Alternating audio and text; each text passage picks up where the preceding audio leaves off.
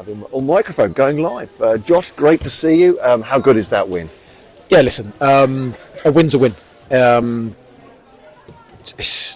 I'll say it straight, there's no better feeling, and it's been a little while coming for the league, but it's as if we've played anyone. You can talk about Dorking, you can talk about Dagenham, whoever you want to talk about in this division.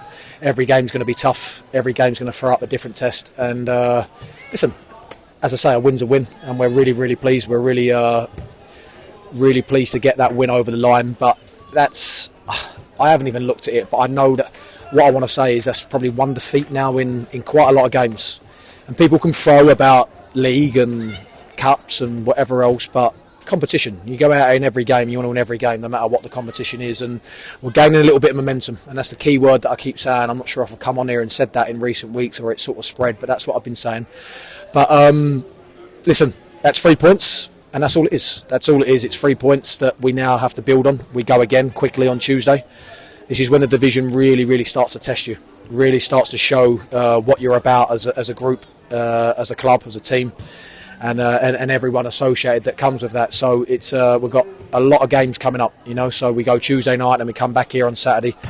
And I know obviously the FA Cup's looming behind that, but we've got now, I said 3 in the week, but we've now got another 2 big games to come up.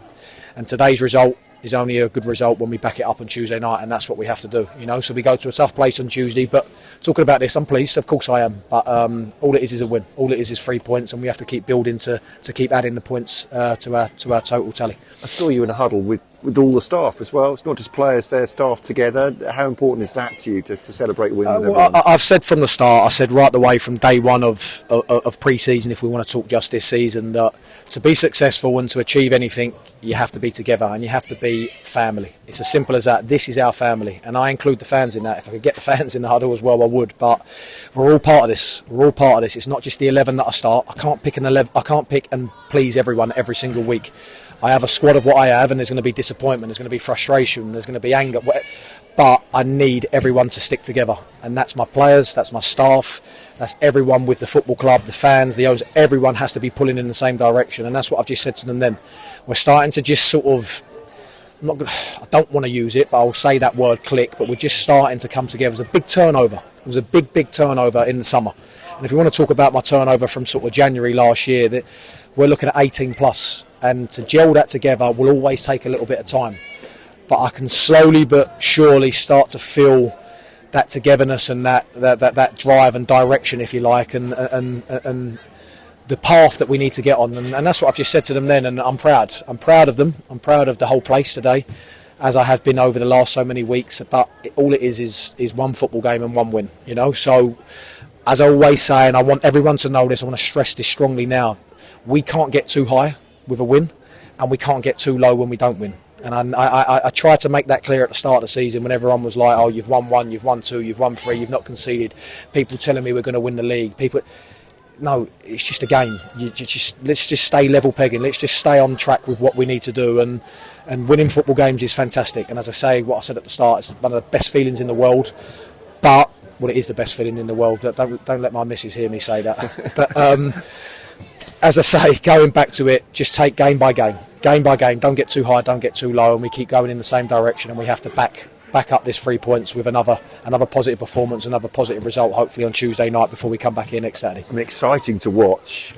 It was a really open game, wasn't it? And I mean, I don't know what that's like from a coaching point of view. At times, you just want it to be, Well, I wouldn't have wanted to have checked my heart rate throughout that game. I actually said to Kurz, and I don't often talk about Kurz, but I might mention his name or assistant, but Kurz is fantastic. Kurz is incredible. I could talk about what he's done in the game and what he brings and what he is and where he's been, but just for me, just to keep me on track, level pegging and calm and on the right direction, if you like. And he's incredible for me, and I can't thank him enough what he gives me, along with the other staff. But I actually said to him, I think it was first half, I said, it's an open game, isn't it? And I think that's a little bit of Dorking. I think Dorking are a bit like that, and that's a credit to Mark. I've got so much time for him as a man, what he's done at Dorking as a football club.